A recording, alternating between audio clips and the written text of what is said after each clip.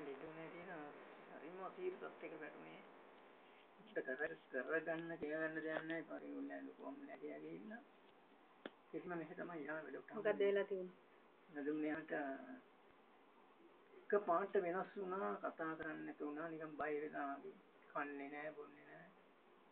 ඊට පස්සේ තමයි අර මේ බේත් තරන් තිබුණා අපි මස්තිනාගෙන ගිය කවුද? එයා තමයි මෙහාට යන්න කිව්වේ. ඊට පස්සේ බෙහෙත් ටික දීලා දවස් දෙක තුන යනකොට හරිම සන්තෝෂයක් ඇති වුණා. ඔක්කොම වෙනස් ගතිගුණ වෙනස් වුණා. එනේ බෙහෙත් ටික දිගටම බිව්වා ඒ විදිහට. මෙයා අර ලෙඩ උණ වෙලාවේ නම් මට හරිම අප්සෙට් එකේ හිටියේ.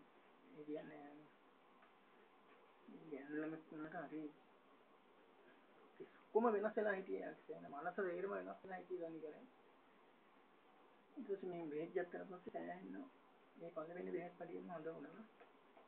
ඉතින් මට සන්තෝෂයි. ගොඩක් සන්තෝෂයි. ඇත්තද? ඒක තමයි දෙවෙනි පාර පරිතරේ කෝල් කරලා. ඔව් තව ඔච්චරයි. ඔය පාරින් ඉවරයි. ඔකරත් නිකමඩ දුන්න දැන් ගන්නත් ඕනේ නැහැ. කොහේ ඉවරයි.